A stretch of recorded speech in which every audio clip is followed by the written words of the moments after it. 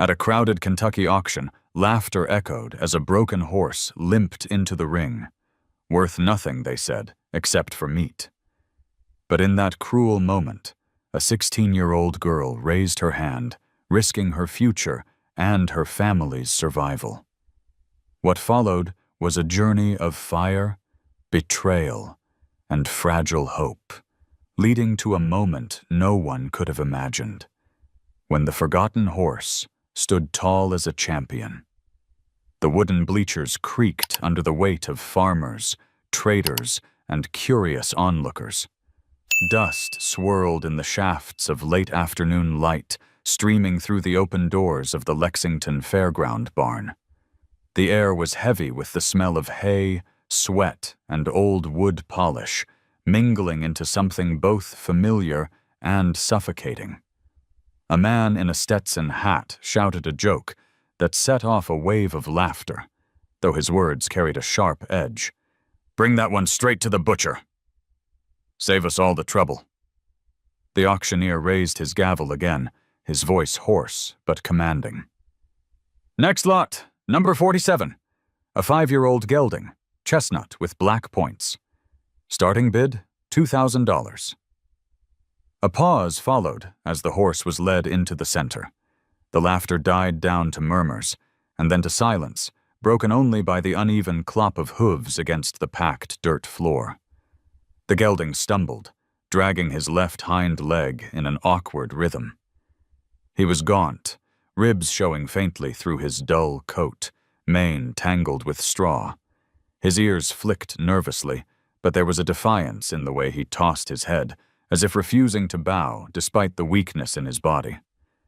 A boy in the crowd spat on the ground and muttered, "Looks like he's already halfway to the glue factory."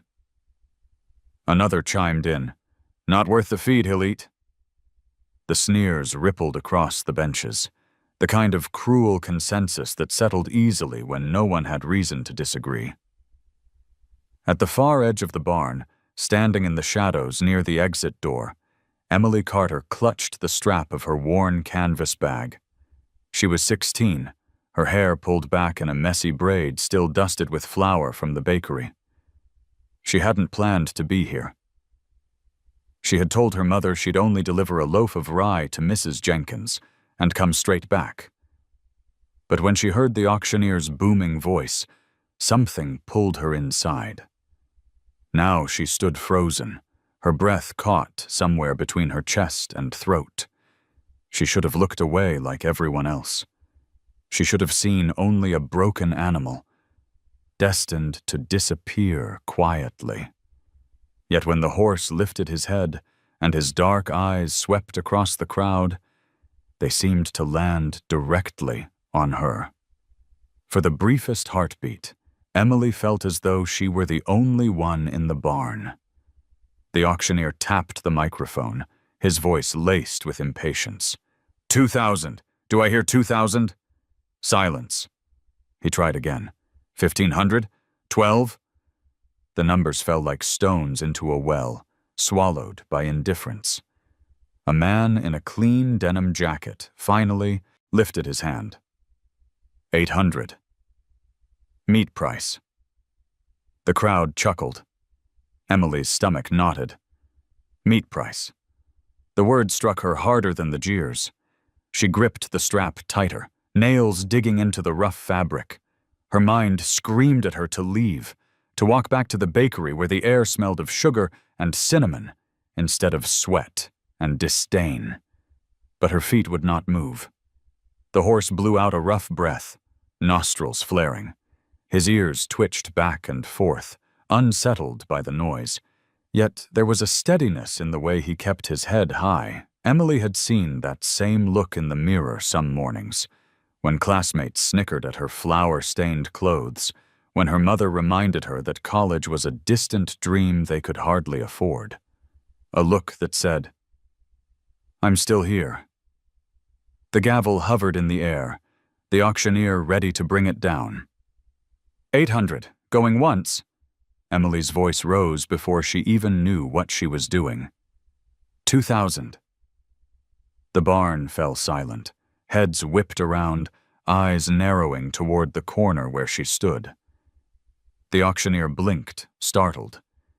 "Did you say 2,000, miss?" Emily swallowed hard. Her pulse roared in her ears, but her voice came out steady. "Yes, 2,000. The man in denim lowered his hand with a grunt.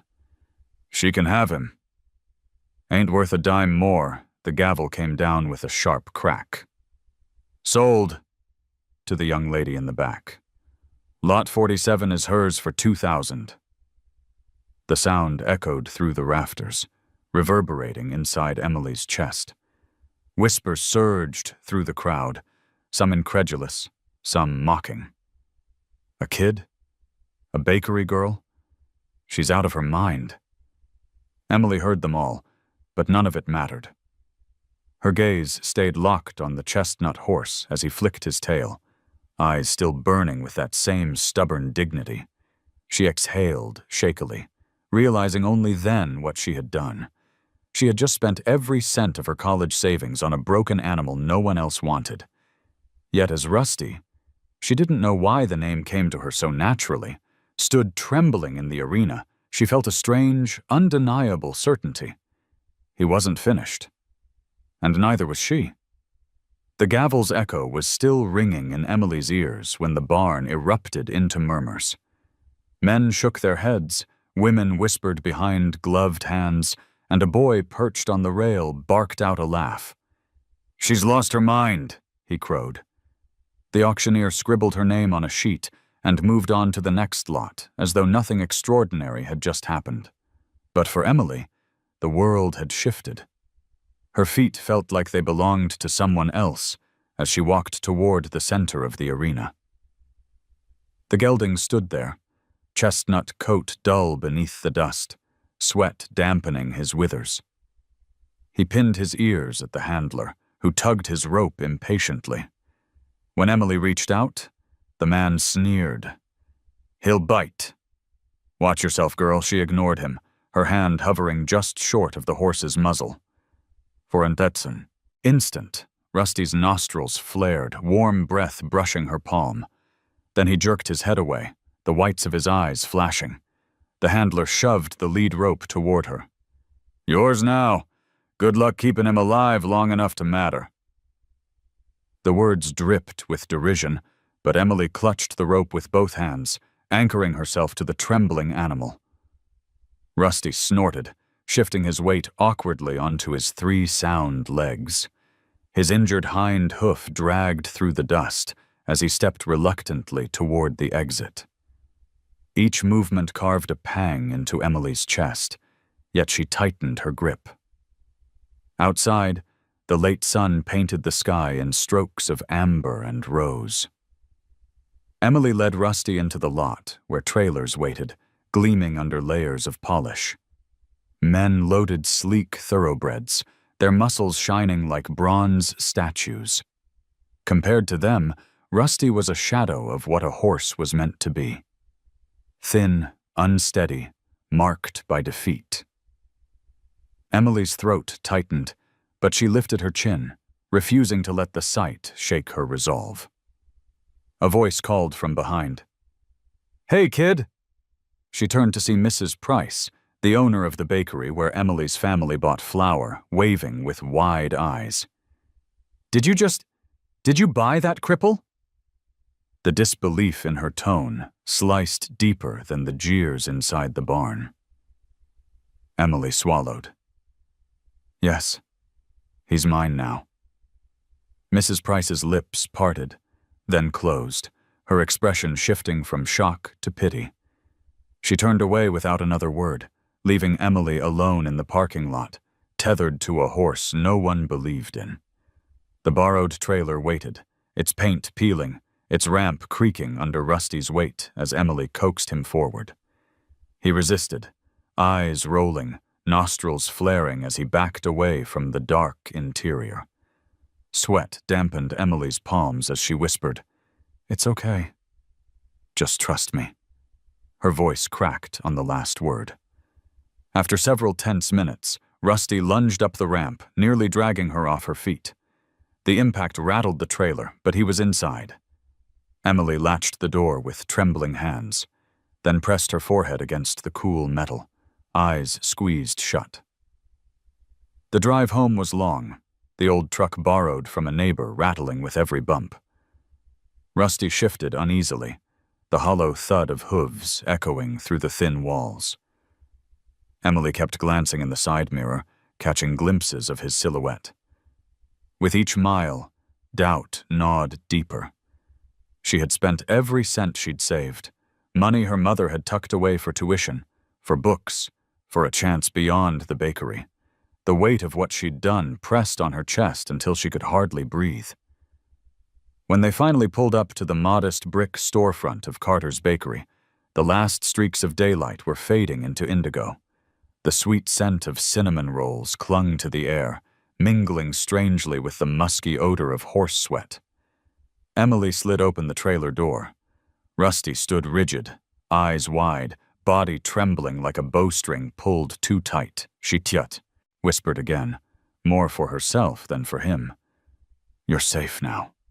He hesitated, then stepped down, his injured legs scraping against the ramp. The screen door slammed open.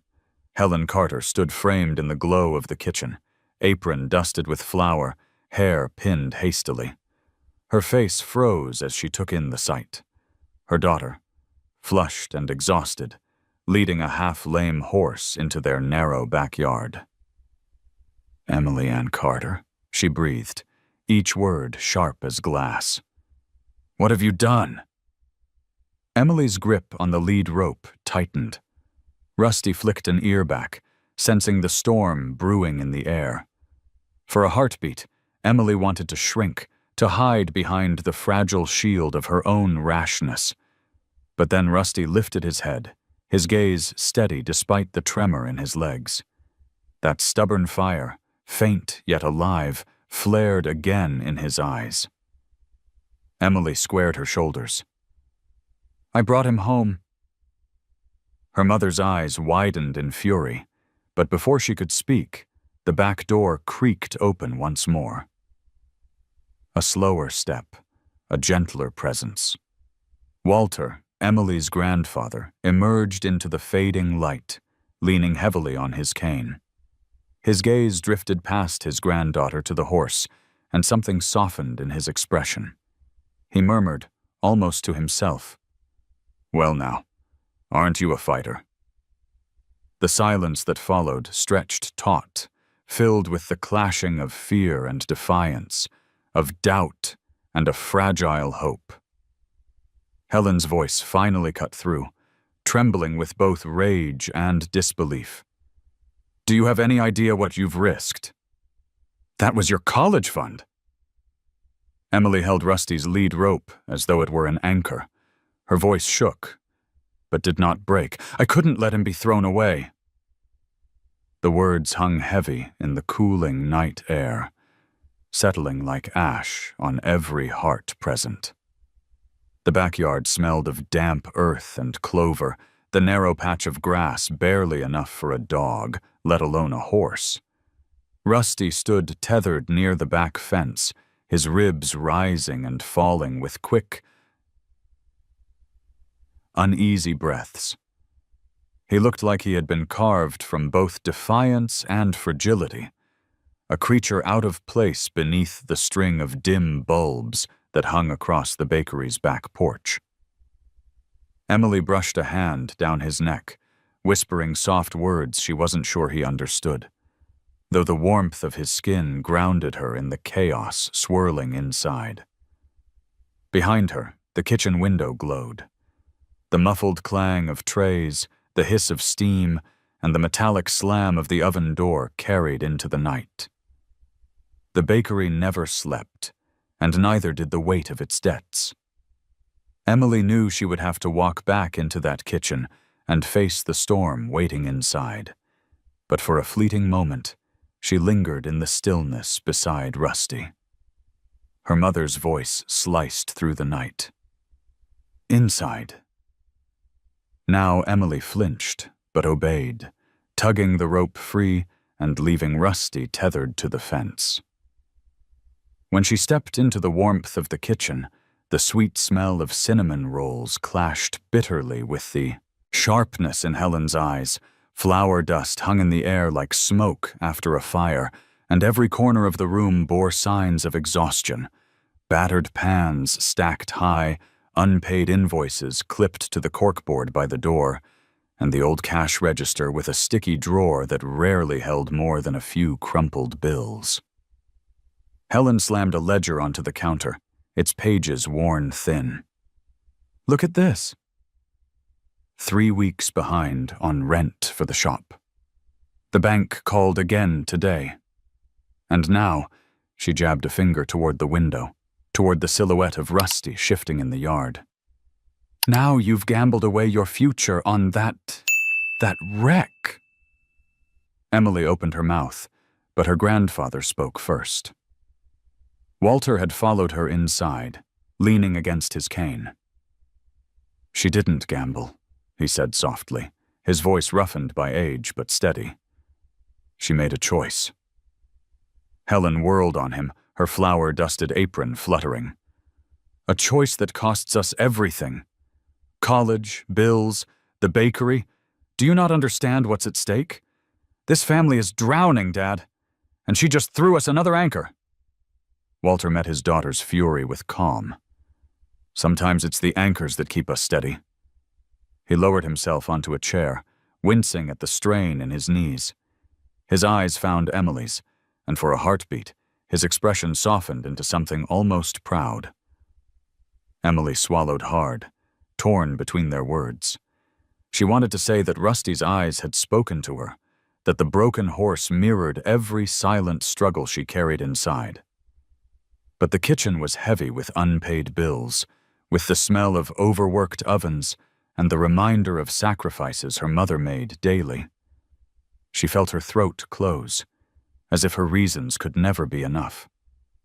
The screen door creaked, and Sophie slipped inside, still clutching her storybook. Her cheeks were flushed from sitting too close to the fence, whispering to Rusty through the dark. "He's not scary," she said quickly, as if defending herself before she could be accused. "He just needs someone to be kind to him." Helen's shoulders sagged, the fight momentarily draining from her posture. She pressed her flour-streaked hands to her temples. "God help me, you two will tear this house apart." Silence filled the kitchen, broken only by the tick of the clock on the wall. Emily stood still, her hands curled into fists at her sides.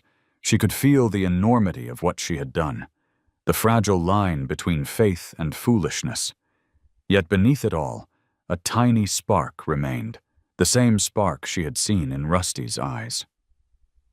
Walter finally broke the silence. "1 week," he said. "Give her 1 week. If the horse is nothing but a burden, then we'll do what must be done. But if she can prove otherwise, if there's even a chance—" His gaze shifted to Helen. "Shouldn't we at least give hope a chance?" Helen closed her eyes, breathing out slowly. When she opened them, her voice was tight. 1 week. And not a day more. Emily nodded, the knot in her chest loosening just enough to breathe. She knew what the odds were, knew how slim and cruel the line was. But in that moment she also knew she would fight with everything she had. Outside the window, Rusty shifted in the dim light, ears flicking toward the voices inside. His shadow fell long across the grass, like a quiet promise waiting to be tested.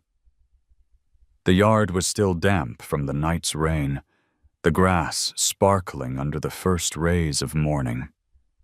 Emily stood by the fence, her boots sinking slightly into the soft soil.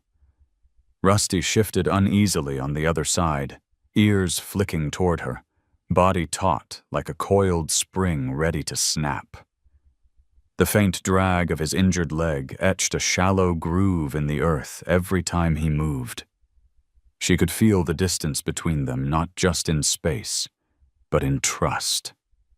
A chasm carved by whatever pain and cruelty he had endured before finding himself here. Emily carried no rope that morning. No halter, not even a carrot to tempt him closer. She had read somewhere, though she couldn't recall if it was in a horse manual or one of her grandfather's old stories, that sometimes you had to show an animal you had nothing to hide. So she came empty-handed, except for the quiet resolve that burned low in her chest. She leaned against the fence, arms resting on the top rail, and simply breathed. The bakery's sweet smell still clung to her clothes, flour dust lingering in the seams of her sleeves. Rusty's nostrils flared, testing the air. His ears twitched forward, then pinned back again, as though warring with himself. He pawed once, a sharp warning, but didn't retreat. Emily stayed still, resisting the urge to close the distance. She had rushed too many things in her life, assignments, decisions, even yesterday's bid that changed everything. This, she knew, could not be rushed. Minutes stretched long. The sun climbed higher, warming her back. A blue jay swooped across the yard, scolding loudly before disappearing into the trees. Rusty's breathing slowed, though his muscles remained tense. Emily whispered, barely louder than the rustle of leaves, "I'm not here to hurt you."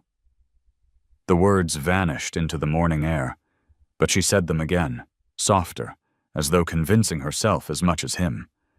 The back door creaked open, and Sophie padded out in her pajamas, clutching her worn storybook. She sat cross-legged in the grass, flipping to a page already bent from use. "Want me to read to him?" she asked, her voice bright and earnest. Emily hesitated, then nodded. Sophie began to read aloud, her small voice carrying across the yard. It wasn't the story itself that mattered, but the rhythm of it, gentle, familiar, like a lullaby. Something shifted. Rusty's head lowered slightly, his ears angling toward the sound. He took a tentative step closer, dragging his lame leg through the wet grass. Emily's heart hammered. She forced herself not to move, not to reach out. Sophie's words filled the air, steady as a drum beat, and Rusty inched forward again. When he was close enough for her to see the scars around his fetlock, Emily's breath caught. She had to fight the instinct to reach for them, to trace the path of his pain. Instead, she let her hand hover near the rail, palm open.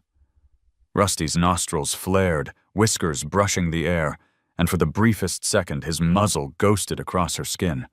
A spark shot through her chest, fragile, fleeting, but real. Then, just as suddenly, he jerked back. His eyes went wide and he retreated several paces, snorting, the fragile connection broken. Sophie's voice wavered, but she didn't stop reading. Emily drew in a long breath, steadying herself. The moment had slipped away, but not before it left a trace of possibility. She looked down at her open palm, tingling where he had brushed her. It wasn't victory, not even close, but it was enough to keep her trying. She turned to Sophie, who grinned through her reading. "He almost touched you," the little girl whispered between lines, eyes shining. Emily nodded, her throat tight. Almost. From the porch, Walter watched in silence, his cane resting against the rail. His expression carried both worry and wonder, as though he'd seen something too delicate to name. When Emily met his gaze, he gave a small, almost imperceptible nod. The morning stretched on, the tension between fear and trust weaving itself into something new. Rusty hadn't fully let her in, but he hadn't shut her out either. In that fragile in-between, Emily felt the weight of the week her mother had given her pressing harder than ever. She closed her eyes, replaying the brush of warm breath against her skin, and whispered into the cool air, "We'll get there." Saturday morning arrived with the hum of tractors in the distance and the chatter of neighbors heading into town. Emily tied her braid back with a strip of twine and pulled on her boots, the leather cracked from years of use. She slipped out of the bakery before the ovens were fully awake, leaving her mother's sharp gaze behind. Her errand was simple: buy hay and feed at the co-op. But in her chest she carried something heavier: the need to prove she hadn't lost her mind. The co-op smelled of molasses, sweet feed, and grease from the farm trucks lined outside. Men leaned against tailgates, sipping coffee from battered thermoses, their voices carrying through the air like the low drone of bees. Emily paid for a few small bales of hay, the most she could afford, and waited by the door for the clerk to load them into the borrowed truck. That's when she heard it. Rusty's name, spoken like a curse. "That chestnut with the limp used to belong to Victor Harlan," one man said, spitting into the dirt. His companion chuckled. "Figures. That man runs his stock hard. Horse like that doesn't just come up lame for no reason." Emily froze, the words scraping across her. Nerves. She stepped closer, pretending to check a flyer pinned to the bulletin board. "Broke him down trying to force him over jumps," the first man continued. "Heard he wouldn't take the whip. Came back crippled. Harlan dumped him at the auction rather than admit he ruined him." The second man snorted. "Better off in the ground. Can't work, can't run, can't breed. Nothing worse than a horse that remembers how to fight." The laughter that followed was low and sharp, the kind that left splinters in the air. Emily's throat tightened. She clenched the strap of her bag until her knuckles went white. Rusty wasn't just broken. He had been broken by someone, deliberately. On the drive back, the countryside rolled past in shades of green and gold, but Emily hardly saw it. Her mind replayed the men's words like a cruel chorus.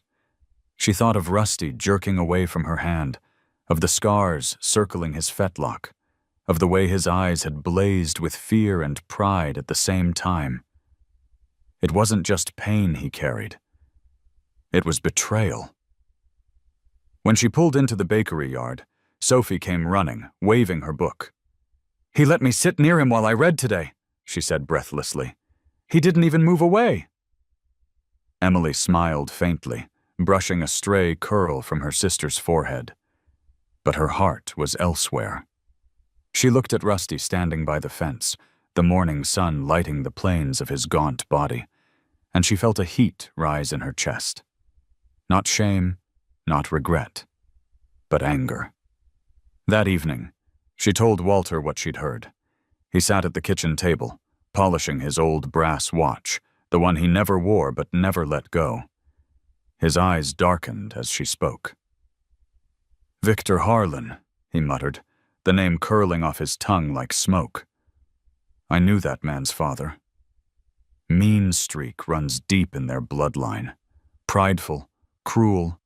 He'll grind anything into the ground just to prove he's right."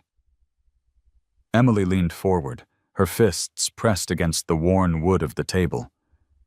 "Then Rusty isn't just some mistake. He's proof. Proof of what Harlan did." Walter nodded slowly, his gaze distant. "And that makes him dangerous. Not just to himself, but to anyone who stands between him and the man who wants him silenced." The kitchen felt smaller suddenly, the air heavy with the weight of names and grudges that stretched beyond Emily's understanding. Through the window, Rusty's shadow shifted, long and restless against the grass. Later that night, when the bakery was quiet and even the ovens had gone cold, Emily slipped outside. The sky was wide and filled with stars, the kind that made you feel both small and infinite at once. Rusty lifted his head as she approached, ears pricking. She stopped just short of the fence, her breath clouding in the cool air. "I know what they did to you," she whispered. The words trembled, carrying both anger and promise.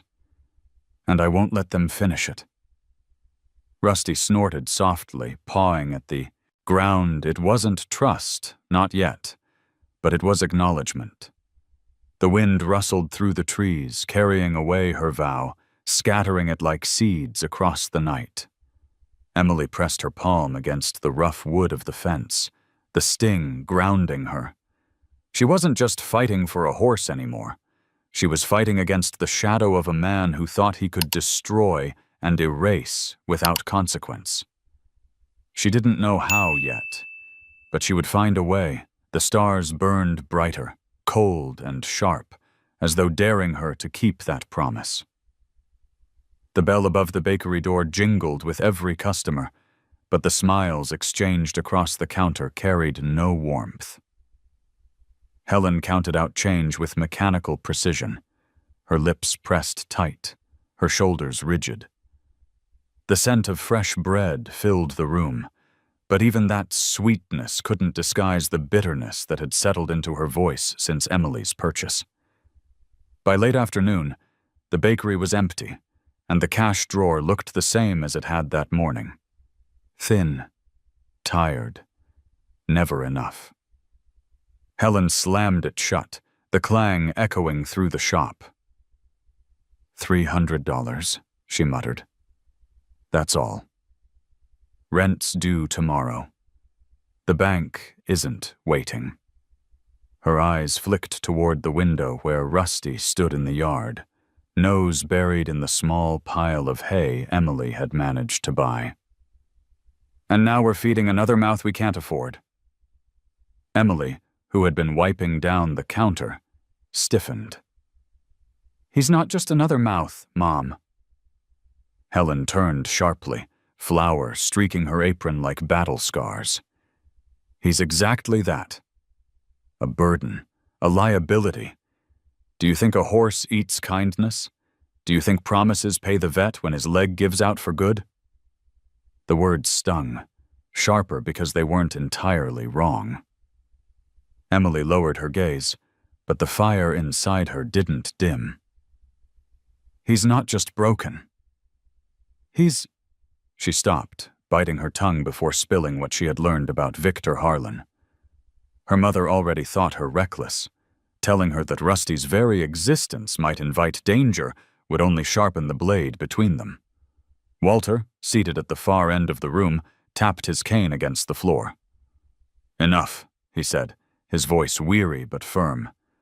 The girl's heart may see something we don't. Helen shot him a look of exasperation. Her heart doesn't pay bills, Dad. Neither does despair, Walter countered, his eyes steady. And that's all I see when I look around this room lately. For a moment, silence pressed against the walls, broken only by the hiss of the ovens cooling down. Sophie slipped in from the backyard, clutching her storybook, cheeks flushed with excitement. Rusty let me touch his nose today, she announced proudly. He likes when I read to him. Helen's expression softened for only a heartbeat before hardening again. He'll like it right up until he tramples you. Horses don't love, Sophie. They react. And a lame one reacts badly. She rubbed at her temples, the strain evident in every movement. Emily stepped forward, her voice trembling with both fear and defiance. You always told me to fight for what matters. Well, he matters. Not because he's easy, but because he's not. The kitchen clock ticked loudly, its hands crawling toward evening. Helen looked at her eldest daughter, then at the youngest, who was already halfway out the door again, eager to return to Rusty. Her breath hitched, as though she were standing at the edge of a cliff. You've got 1 week, she said again, but this time her voice carried a crack that hadn't been there before. If he drags this family down, Emily, it's on you. Emily nodded, swallowing the lump in her throat. She wanted to promise, to swear that Rusty would prove them all wrong, but the words caught in her chest. Instead, she simply whispered, I'll show you. That night, as the bakery went dark and the ovens cooled, Emily sat by the small window in her room, staring out at the yard. Rusty stood in the moonlight, his silhouette both fragile and stubborn. She thought of the rumors, of Harlan's cruelty, of the way her mother's voice broke under the weight of numbers on a page. The world seemed intent on crushing them, one way or another. Walter's voice echoed in her memory. Neither does despair. She pulled her knees to her chest, pressing her forehead against the glass. Somehow, she had to find a way to turn that fragile spark of hope into something that could hold against the tide. Downstairs, she heard her mother's muffled voice speaking to no one, maybe to the ghosts of responsibility that crowded her every waking hour. I can't lose this bakery. I can't lose this home. The sound of it tore at Emily's heart. She looked out again at Rusty, whose ears flicked at some distant sound, his body tensing as though remembering things only he knew. In that moment, Emily understood. Both her mother and her horse were carrying more than they could bear. And somehow, she had been placed between them, a bridge too thin to stand. But stand she would.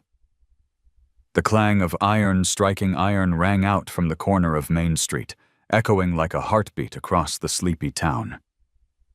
Emily had walked past the Miller family's forge countless times, usually on errands for flour or deliveries for her mother's bakery. The air there was always thick with smoke and sparks, the heat rolling out of the open doors even on the coldest days. She never imagined it would become part of Rusty's story. But fate, she thought, had strange ways of weaving lives together. That morning, Emily had taken Rusty for a short walk along the back lane, hoping the exercise would loosen his stiff muscles. He limped heavily, dragging his hind leg like a weight too heavy to carry. Neighbors passing by shook their heads. A pair of boys laughed openly. "Looks like she bought herself a lawn ornament," one sneered. Blizda's cheeks burned, but she kept her eyes on Rusty's ears, the way they flicked back toward her with every step. It was then Jack Miller appeared. A year or two older than Emily, his hands blackened with soot and his shirt damp with sweat. He was carrying a small wooden box, the scent of scorched leather and fresh forged steel rising from it. "You'll wear him out if you push too hard," Jack said, his tone neither mocking nor cruel, just matter of fact, the way someone who understood horses would speak. Emily stopped, defensive. "I'm not pushing him. He needs to move." Jack shrugged, setting the box down on the fence rail. "Sure, but he also needs help if you want him to last." He lifted the lid, revealing a set of odd-looking horseshoes. They were slimmer than the heavy iron ones she'd seen nailed to other horses, shaped slightly different, with holes drilled at strange angles. The leather straps attached were worn but soft, clearly crafted by hand. Emily frowned. "What are those?" "Something I've been working on," Jack said, running a thumb over the curved edge. "A lighter shoe? Takes the strain off a bad tendon. My father says I waste time tinkering, but I've seen it help." His eyes flicked toward Rusty, who stood trembling but unbroken, his dark gaze watching every movement. "He looks like he could use it." Emily hesitated, suspicion tightening her chest. She was used to pity, to laughter, to warnings that she was reckless. Help was rare, and when it often came with strings attached. "Why?" she asked. "Why would you want to help?" Jack's jaw tightened. For a moment he looked past her, toward the distant sprawl of Harlan's estate visible on the hill. "Because I know what it feels like to be looked down on." Folks like him don't think much of blacksmith's sons either. They think all we're good for is dirty hands and broken backs. He met Emily's eyes then, and his voice softened. "That horse deserves better than to be laughed at. And so do you." The words landed heavier than she expected, stirring something raw and unspoken inside her.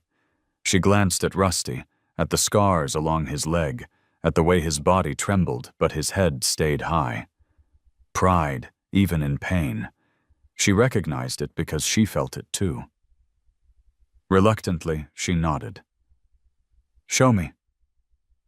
Jack crouched low, moving slowly so as not to startle Rusty.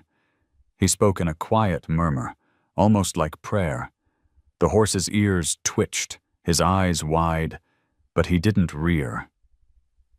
Jack let him sniff the leather straps, the faint tang of iron. After a long, tense moment, Rusty exhaled, a sharp breath that made Emily's heart skip. "Easy," Jack whispered, gently pressing the shoe against Rusty's hoof. Not forcing it. Just letting him feel Rusty shifted, uncertain, but didn't pull away. Emily watched every movement, holding her own breath as though any sound might break the fragile truce forming between horse and boy. Finally, Jack stood, brushing soot from his hands. "He'll fight it at first. But if you let me, I'll fit him tomorrow. No charge." Emily blinked. "No charge? Why would you—" Jack cut her off with a crooked smile. "Because I'd like to see Harlan's face when that horse proves him wrong." The words hung in the air, sharp and dangerous, but they made Emily's lips twitch in something dangerously close to a smile. For the first time since the auction, she felt less alone. That night, back in her small room above the bakery, Emily lay awake, staring at the ceiling. The town whispered of debts and failures. Her mother's anger weighed like a stone, and Rusty's pain pressed like a bruise against her heart. But Jack's voice lingered, steady and unflinching. "He deserves better. So do you." She turned to the window where Rusty stood silhouetted against the moonlight, his body fragile yet unyielding. Tomorrow, she thought, would bring its own trials. But tonight, for the first time, she dared to believe there might be allies in this fight. The evening was unusually still, as though the town itself had paused to take a breath. The bakery ovens had cooled, their steady hum replaced by the quiet ticking of pipes settling in the walls. Outside, the crickets sang in rhythm, their chorus weaving into the faint rustle of leaves. Emily stood by her window, eyes fixed on Rusty's dark figure beneath the lone elm tree in the yard. He shifted, pawing the earth softly, his injured leg dragging faintly as he adjusted his weight. The sight carried both comfort and unease. He was alive. He was here. But how fragile the line was that held him. Emily's mind replayed Jack's offer, the strange lightweight horseshoes still lingering in her memory, like a half-formed promise. For the first time, she felt that Rusty might stand a chance of carrying himself with less pain. That hope made her chest feel lighter, though it was quickly burdened again by her mother's words from earlier in the day. "Rent's due tomorrow. 1 week, Emily. Not a day more." She turned from the window, but a strange glow caught her eye. Orange and flickering, reflected faintly against the glass. At first she thought it was a lantern, maybe a neighbor walking late. But the glow thickened, pulsed. Her heart stuttered. She shoved the window open and the smell hit her. Smoke, acrid and rising. "Rusty!" The cry tore from her throat before she could think. She bolted down the stairs, nearly colliding with Walter, who had already sensed the commotion. "Fire!" Emily gasped, but the word was unnecessary. The smoke curling past the kitchen door said enough. Helen burst in from the hallway, flour still streaking her hair, eyes wide with shock. The yard was ablaze.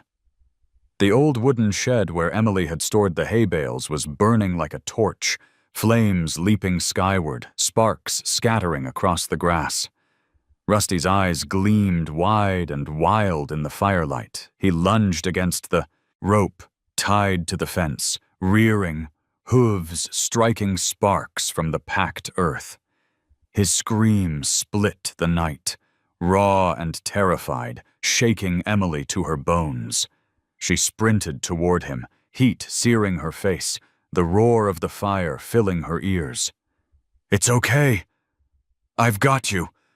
She fumbled with the knot on the rope, her fingers trembling, the flames painting the world in terrifying hues of orange and black. Rusty reared again, nearly striking her. His nostrils flared, his body slick with sweat. He was trapped in terror, and Emily knew one wrong move could end them both.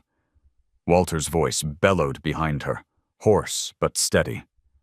"Cut the rope!" Emily glanced around wildly. The knife she sometimes carried wasn't in her pocket. She grabbed a shard of metal from the ground, rusted and sharp, and sawed desperately at the rope. Each second felt like a lifetime, Rusty's hooves crashing down dangerously close. Finally, the fibers split, and the rope snapped free. Rusty bolted away from the flames, nearly dragging Emily off her feet as she clung to his halter. She stumbled, fell hard to her knees, but refused to let go. Neighbors appeared, their shouts rising as buckets of water were passed down a line. Helen joined them, skirts singed by flying sparks, throwing herself into the fight. The blaze hissed angrily as water struck it, but the flames clawed upward stubbornly. The shed collapsed in a shower of sparks, the last of the hay consumed in seconds. Rusty pressed against Emily, his whole body trembling, every muscle quivering beneath her hand. She buried her face against his neck, coughing through the smoke. "I've got you," she whispered, her voice breaking. "I won't let them take you." When the fire finally died down, the shed was nothing but charred rubble, smoke curling into the night sky like ghosts. The neighbors lingered, murmuring in worried tones. Some shook their heads at the wreckage, others cast furtive glances toward Emily and Rusty.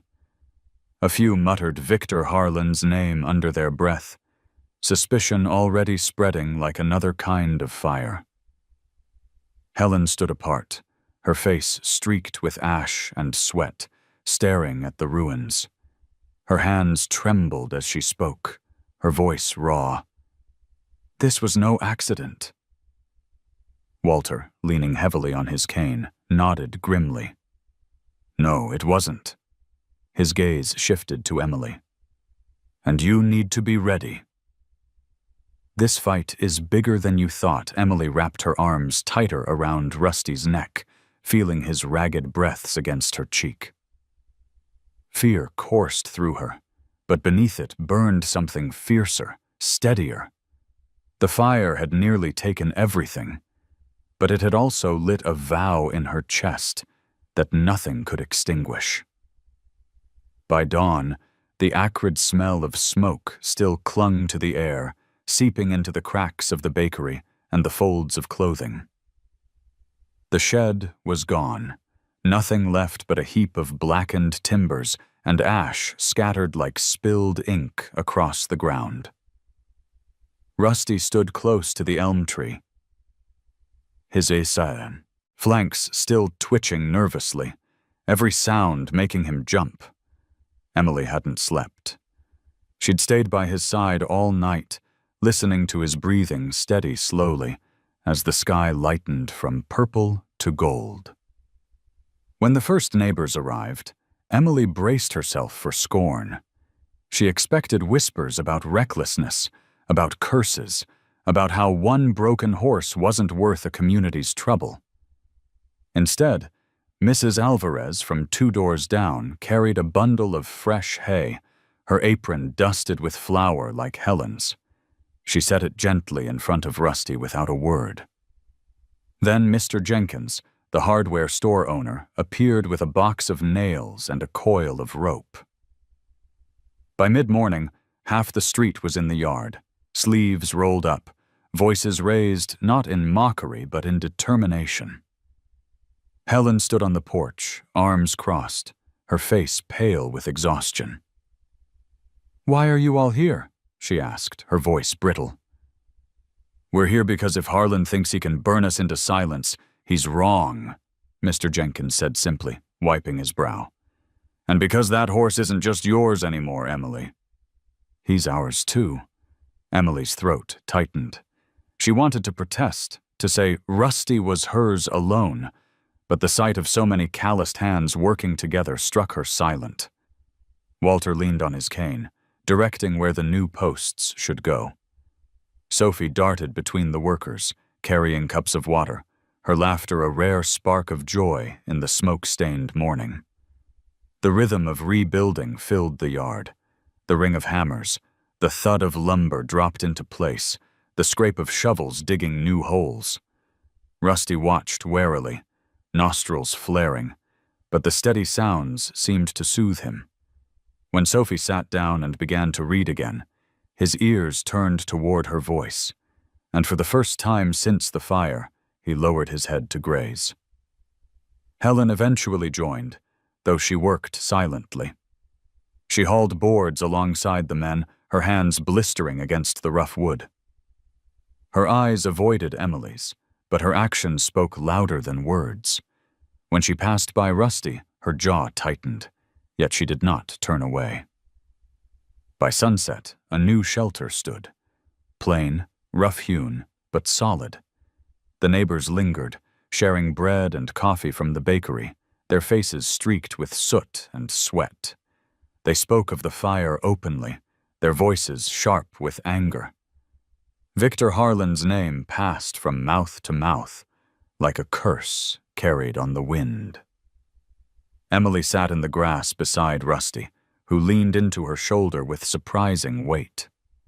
She stroked his neck, feeling the tension in his muscles ease by inches. For the first time, she realized this battle wasn't just hers. The fire had lit something stronger than fear. Unity. Walter lowered himself onto the porch steps, his face illuminated by the fading light. "You see?" he murmured to Emily. "One man's cruelty can spark a whole town's courage." Remember that Emily nodded, her eyes burning with exhaustion and a flicker of hope. Around her, the hum of conversation blended with the creak of the new shelter and the low nicker Rusty gave as Sophie read her story aloud. The night felt different than the one before, less haunted by smoke, more alive with the warmth of shared resolve. She looked at the horse beside her, his coat still dull, but his eyes clearer now, reflecting the lantern glow. For the first time, she didn't feel like she was standing alone at the edge of an impossible fight. She had hands beside hers, voices beside hers, and that, she thought, might just be enough to carry them through. The morning after the fire, the bakery opened later than usual. Helen moved through the shop like a ghost, her hands steady on the dough, but her face pale with fatigue. Customers offered condolences between purchases, each one sneaking glances toward the backyard where the new shelter stood.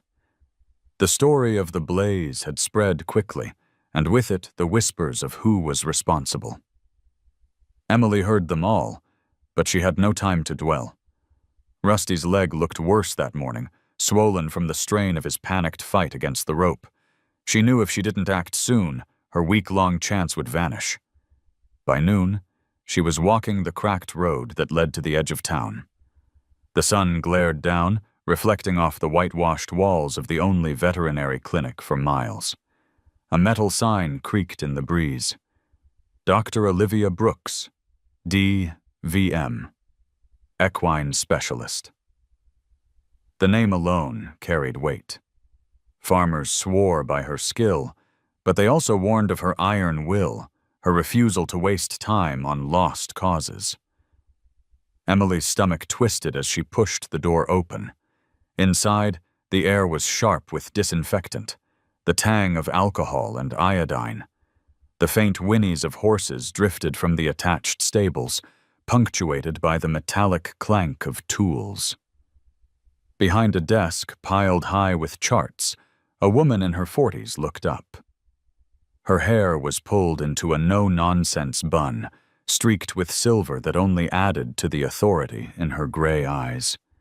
She wore a green coat smudged with stains from long hours in the field. "Can I help you?" Dr. Brooks asked, her tone clipped.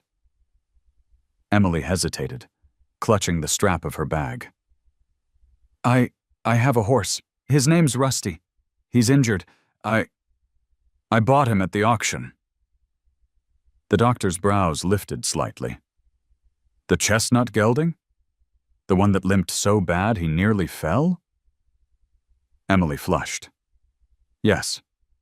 Brooks set down her pen, folding her arms. "Then you wasted your money."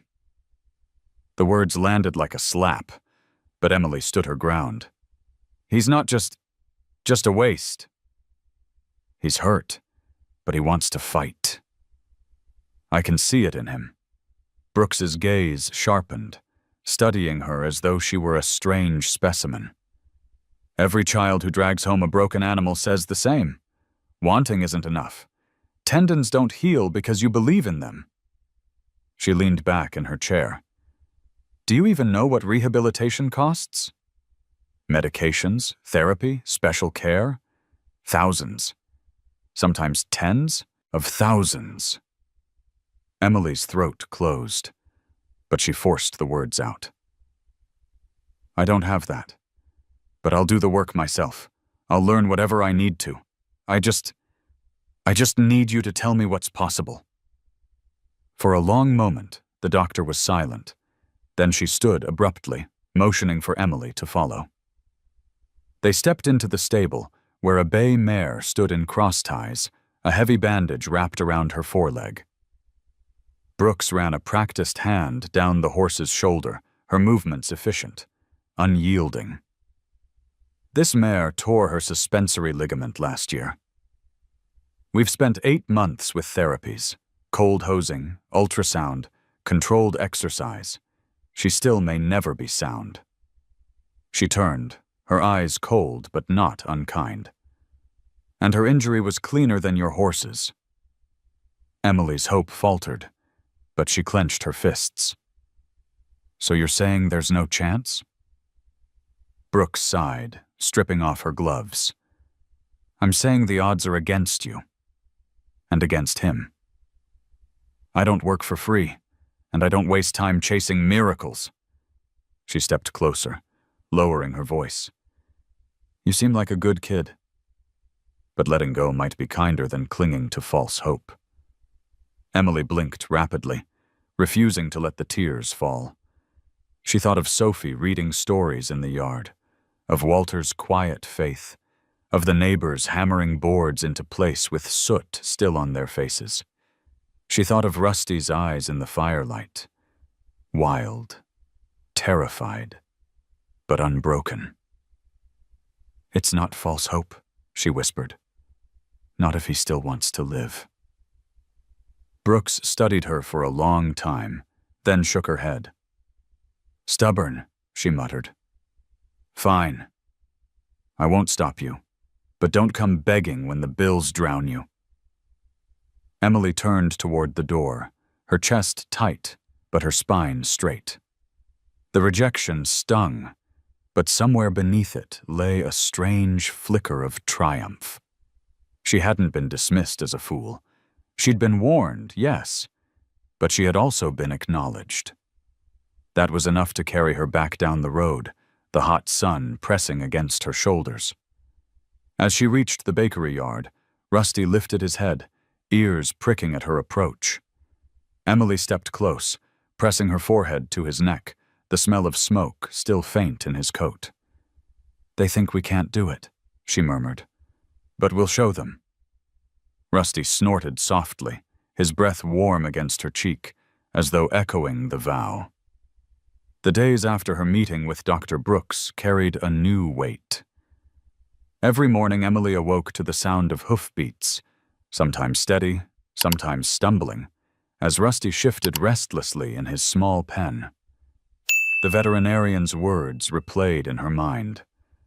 Odds are against you. Don't waste time chasing miracles. They cut deep, but they also sharpened her resolve. If the world was so certain Rusty was finished, then every step forward, no matter how small, would be her quiet rebellion. She began with stillness. No ropes, no force, only presence. Emily would rise, before the ovens lit, before Helen's voice filled the kitchen with lists of bills and deadlines. She would slip into the yard, sit cross-legged on the damp grass, and simply exist beside Rusty. At first he stood stiff, ears pinned, his body quivering like a taut wire. But over time, his breathing slowed. The whites of his eyes showed less often, and he learned she was not there to demand or to break, only to stay. Sophie joined her often, plopping down with her book in hand, her little voice carrying over the fence. Rusty seemed to favor those moments, his ears swiveling toward the rhythm of her stories. Emily watched carefully, noting how the horse's body softened whenever Sophie read. That discovery became their anchor, the voice of a child, as a bridge to trust. One afternoon, when the cicadas hummed loud in the trees, Emily tried more. She approached slowly, palms open, voice low. Rusty snorted, his muscles tensing, but he didn't bolt. She reached out, waiting. The distance between her hand and his muzzle shrank inch by inch. Then, with a deep breath, he touched her skin with his whiskers. The contact was fleeting, fragile as a soap bubble, but Emily's chest swelled as if she'd been handed the world. Walter, watching from the porch, gave a single nod, pride hidden in his eyes. Helen, though, stood at the kitchen window with folded arms. She said nothing, but Emily could feel the weight of her doubt pressing through the glass. The next trial came unexpectedly. While Emily brushed the dust from Rusty's coat with an old curry comb she'd borrowed, a delivery truck backfired on the street. The sharp crack split the air, and Rusty exploded. He reared, striking the fence rail with a violent crash. Emily stumbled back, heart hammering. For a moment she saw the terror of the fire reflected in his eyes, raw, blinding panic. But instead of fleeing, she dropped the brush and lifted her hands. "It's okay," she whispered, steadying her breath. She stayed rooted, letting him see her calm. Rusty pawed the ground, sides heaving, but his gaze found hers. Slowly, painfully, he lowered his head. The frenzy bled out of him, leaving only trembling exhaustion. Emily approached again, slower this time, and placed her palm against his shoulder. His skin twitched beneath her touch, but he didn't move away. That night she sat in her room, her hands still tingling. The trial had been terrifying, but it proved something. Rusty was not unreachable. He was learning to listen, to balance his fear against the fragile trust they were building. It wasn't victory, but it was survival. And survival meant hope. Sophie crawled into her bed, clutching her book.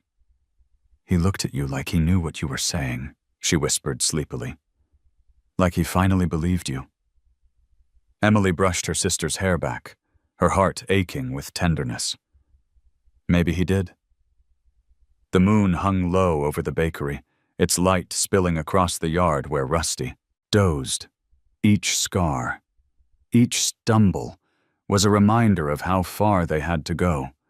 But each small act of trust was a promise that they weren't walking the path alone. The summer heat pressed down heavy over Lexington, turning the air thick with the smell of grass and dust.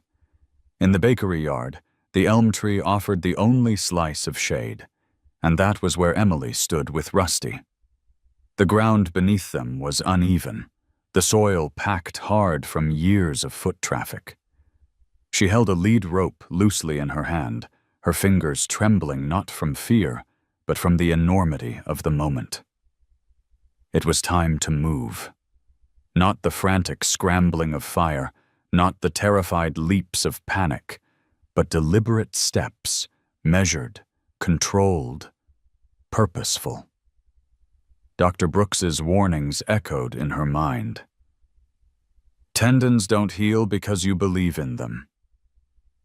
But belief was all Emily had, so she clung to it.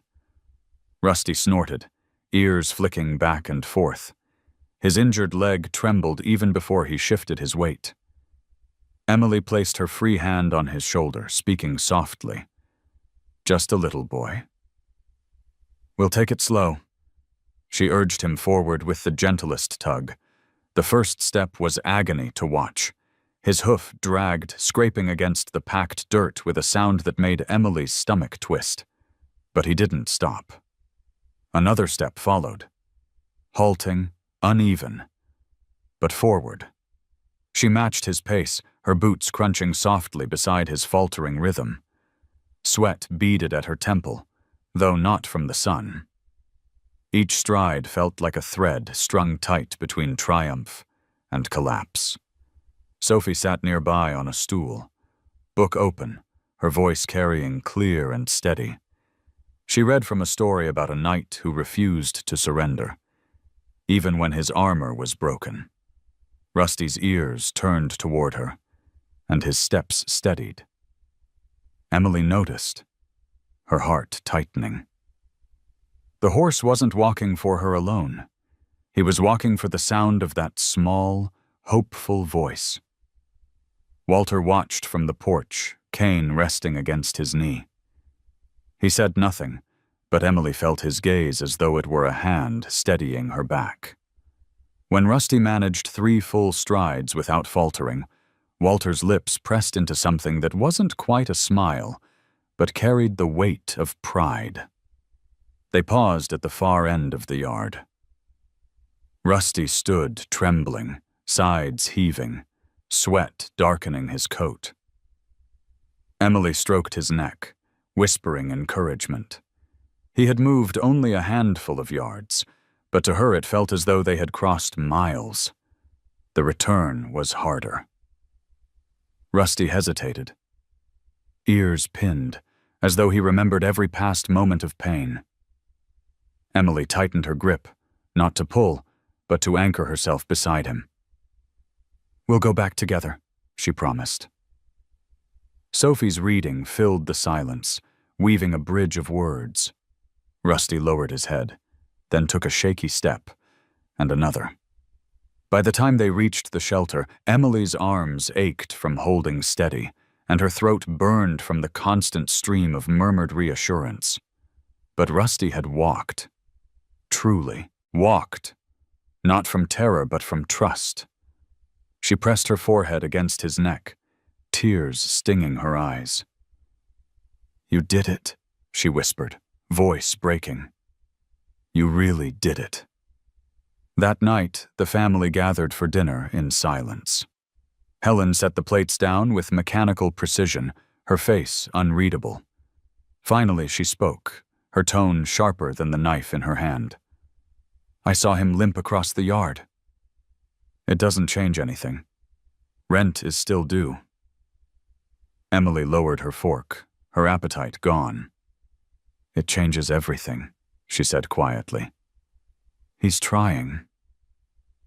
That's all I needed to see. Helen shook her head, exhaustion etched into every line of her face. Hope won't keep a roof over us. Walter cleared his throat. Sometimes it does. At least long enough to find a way. The words hung between them, heavy and unresolved. Emily didn't push further.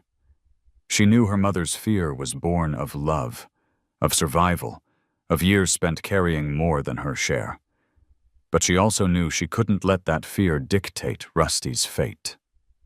Later, under the silver wash of moonlight, Emily returned to the yard. Rusty dozed beneath the elm, his chestnut coat glinting faintly. She placed a hand on his side, feeling the steady rise and fall of his breath. They were only at the beginning, but the beginning mattered.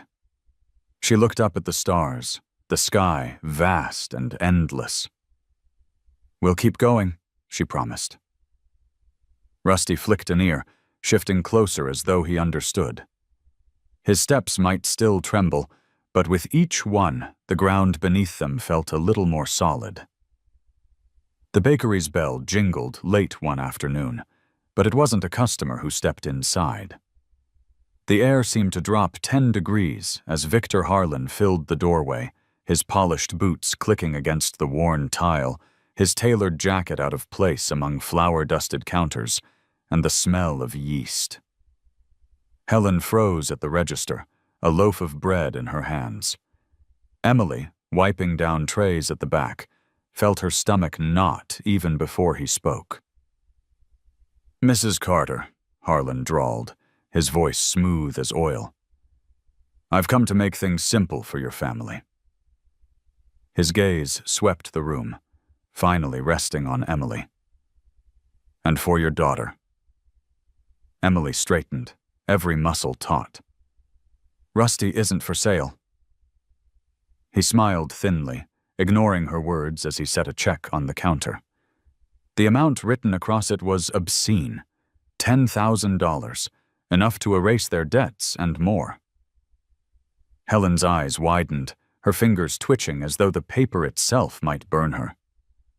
"That cripple of a horse isn't worth half a sack of feed," Harlan continued, his tone casual, but his eyes sharp. "But I'm a generous man. I'd rather take him back quietly than let him suffer under your care." Walter entered from the back, cane tapping against the floor. "Funny," he said dryly. "I don't recall you being the generous type." Harlan's jaw tightened, but he kept his smile fixed. "I'm offering salvation, a lifeline. Take it and your troubles vanish." Helen's voice cracked when she spoke. "That kind of money, it could save the bakery, Emily. It could save everything." Emily's chest burned, but she held her ground. "It won't save him. It'll kill him. You don't want to help. You want to bury what you did." Harlan's eyes narrowed, the facade slipping. "Careful, girl. Accusations have consequences." He leaned closer, lowering his voice so only she could hear. "You don't know how deep my reach goes." Rusty's whinny carried from the yard, sharp and unsettled, as though he sensed the poison in the man's presence. The sound cut through the tension, and Emily seized it like a weapon. "He knows the truth," she said fiercely. "And so do I. No check will ever change that." The silence that followed was suffocating. Helen clutched the counter as if torn in two, eyes darting between the check and her daughter. Walter lifted his cane, planting it firmly on the floor. "You heard the girl? Take your lies and leave." For a moment, Emily thought Harlan might lash out. His smile vanished, replaced by a sneer.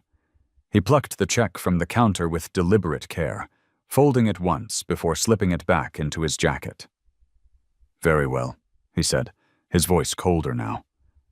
"But remember this, Emily Carter, every choice has a price. And you will pay yours sooner than you think." He turned on his heel, the bell above the door chiming mockingly as he left. The shop seemed to exhale once he was gone, the tension seeping out like air from a punctured tire. Helen sagged against the counter, her face pale. "Emily, what have you done?" Emily's hands trembled, but her voice was steady. "I protected him." "That's what I've done." Walter placed a hand on her shoulder, his grip firm. "And you'll have to keep protecting him. Because men like Harlan don't walk away." They circled back. Through the window, Rusty stood in the yard, ears pricked, watching the bakery as though he too sensed the storm gathering. Emily stepped toward the glass, her reflection merging with his silhouette. The war was no longer just whispers and fire. It had a face, a name, and it had just looked her in the eye. The fairgrounds at Oklahoma stretched wide beneath the August sun, banners snapping in the dry wind, dust rising in little clouds under the weight of horses and trailers. The National Equine Rehabilitation Show was unlike any event Emily had ever seen. A sea of polished boots, gleaming coats, and pristine tack. Horses pranced in warm-up rings, their manes braided, their bodies glistening with health. In the midst of this spectacle, Rusty stood tied to the side of a borrowed trailer, his chestnut coat still dull, scars plain, his limp impossible to disguise. Emily smoothed a trembling hand over his neck, ignoring the sideways glances from passers-by. She could hear their whispers, the same dismissive words that had haunted her since the auction. Why bring that wreck here? Pity entry. Waste of space. Each comment lodged like a thorn, but she pressed her cheek against Rusty's warm hide and breathed. We belong here, she murmured. Don't forget that. Sophie darted between the crowd, clutching her book like a talisman. Walter walked behind, his cane steady, his gaze sweeping the grounds with quiet defiance. Helen followed reluctantly, her lips pressed thin, torn between worry and something unspoken.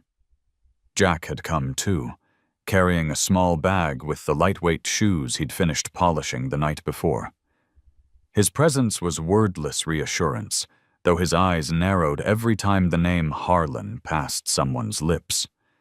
And then there he was, Victor Harlan, standing near the judge's booth in a crisp suit, his presence radiating authority.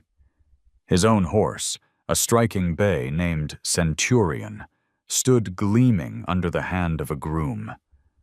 Rumor had it Centurion had suffered a tendon injury months back, but the animal looked too perfect, too sound. Emily's jaw tightened. She didn't need proof. She knew Harlan's tricks by now. When the announcer called the start of the rehabilitation division, Emily's pulse thundered in her ears. She led Rusty forward, each step uneven but determined. The crowd quieted, some chuckles rippling as they saw his limp. Emily lifted her chin, her hand steady on the lead rope.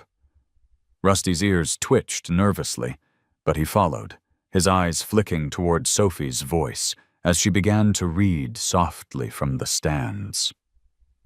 The first test was a simple walk across the arena. For others it was nothing. For Rusty it was a mountain. He stepped forward, dragging his leg, the sound of his hoof scraping against the sand drawing winces from the crowd. Emily whispered encouragement, her voice barely audible. With me, Rusty. Just with me. Slowly, haltingly, he crossed the ring. When he stopped, the silence broke into scattered applause, some genuine, some patronizing. Emily didn't care. He had made it. The next stage was a low obstacle course, rails barely raised above the ground. Emily hesitated, knowing the danger, but when Rusty balked, she didn't push. She walked beside him, showing each step, patience steady as the crowd muttered. Finally, with a tremble, Rusty lifted his injured leg higher than he had in months, clearing the rail with a stumble, but without collapse. Gasps rippled, followed by louder applause. Emily's throat tightened. Every sound, every cheer belonged to Rusty.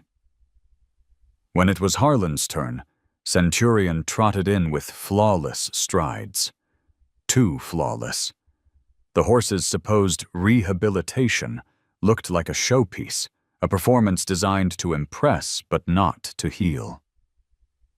The The judges exchanged looks, murmurs spreading. Then, as if fate itself grew impatient, a loud noise burst from the crowd, a folding chair clattering to the ground. Centurion, startled, spun sharply, and for the first time revealed himself. Not a trace of limp, not a hint of injury. His soundness was undeniable. The arena erupted with whispers, some angry, some incredulous. Harlan's smile faltered as the judges scribbled furiously on their sheets. Emily felt her chest expand, the vindication flooding through her. Rusty hadn't needed to be perfect. Truth was already on their side. The final presentation was mounted work. Jack adjusted the lightweight shoes one last time, nodding to Emily. "He'll feel the difference," he said quietly. Walter touched her arm, steadying her. "Ride him with the heart, not the leg." Emily swung onto Rusty's back, her body shaking as much as his. The saddle creaked, his muscles stiffened, but when she whispered his name, he exhaled, a deep, grounding breath. Together they stepped forward into the ring. The crowd leaned forward, expectant. Each stride was uneven, imperfect, but filled with raw honesty. Rusty carried her with dignity, ears forward, as if declaring, "I am not finished." By the time they halted at the center, the arena was silent. Then came the applause, rolling, thunderous, unstoppable.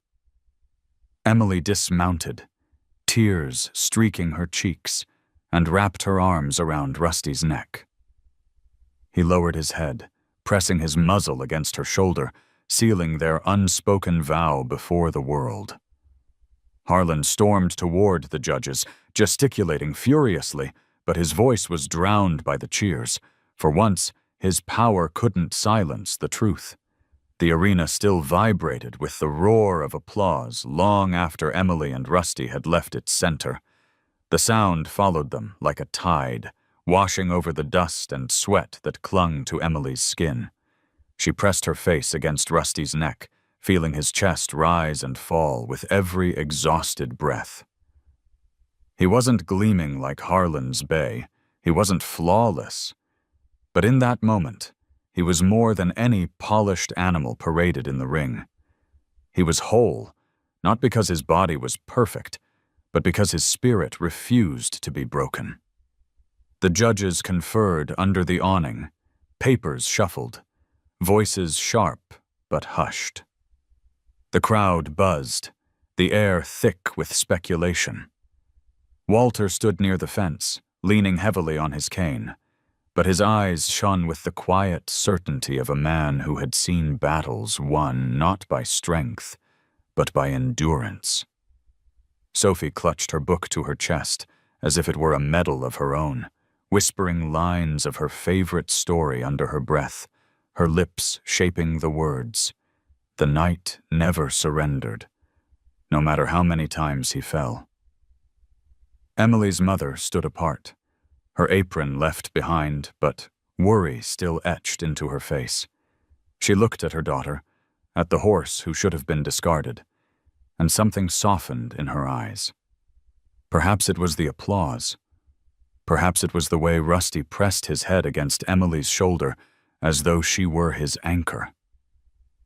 Perhaps it was the realization that her daughter's wild, impossible choice had brought them all to this moment. The announcer's voice boomed at last, cutting through the murmur of the crowd.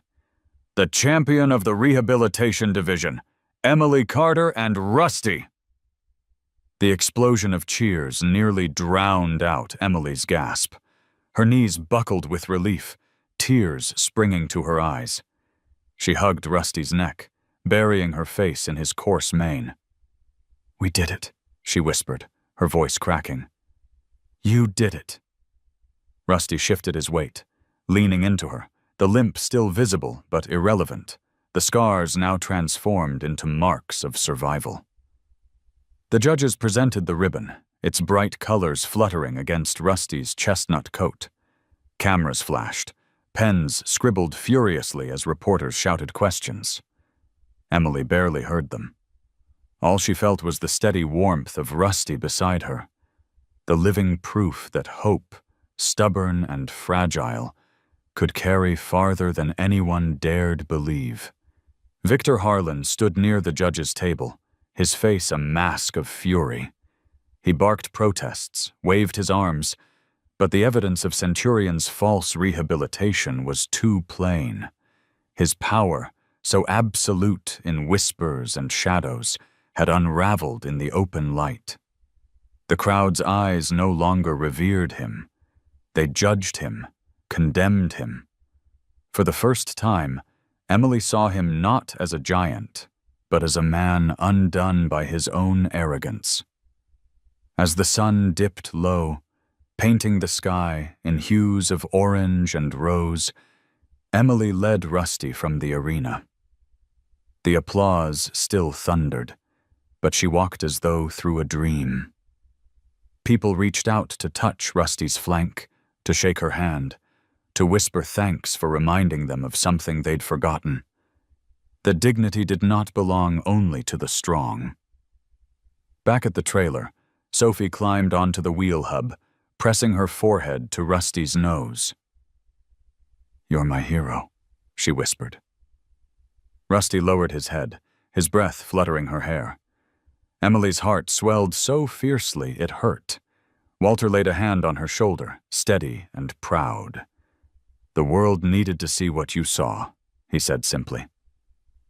Helen approached slowly, her eyes shining with tears she didn't try to hide. She touched Rusty's scarred leg, then lifted her gaze to Emily. "I was wrong," she admitted, her voice trembling. "About him. About you. You didn't throw your future away. You gave us one." Emily swallowed hard, her throat aching with unspoken words. She looked at Rusty, at her family, at the crowd still lingering in awe. "He saved me, too," she whispered, almost to herself. The drive home was quiet, the truck rattling along country roads as twilight deepened. Rusty dozed in the trailer, his body weary but his spirit alight. Emily leaned her head against the window, watching fireflies spark in the fields. The ribbon lay in her lap, its colors bright against her flower-stained jeans.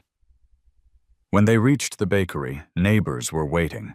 Lanterns glowed in the yard, voices rose in cheer, and the rebuilt shelter stood ready. Rusty stepped down onto the familiar grass, lifting his head high despite his limp. The crowd erupted in applause once more, and Emily felt her chest swell with gratitude. That night, as the stars spread thick across the sky, Emily stood beside Rusty beneath the elm. The ribbon fluttered from the fence post, a small token of a battle hard won. She rested her forehead against his, closing her eyes. "Everyone thinks I saved you," she whispered, her voice breaking. "But the truth is, you saved me." Rusty exhaled, his breath warm against her skin, his body leaning into hers with the weight of trust. And in that quiet moment, beneath the canopy of stars and the lingering scent of smoke and flower, Emily understood that they had become more than girl and horse. They were survivors. They were champions. Together, they had turned brokenness into something unshakable.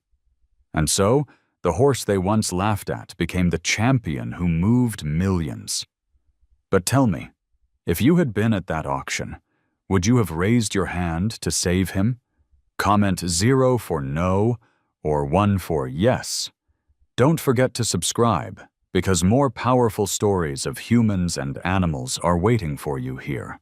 Stories that will touch your heart just like this one.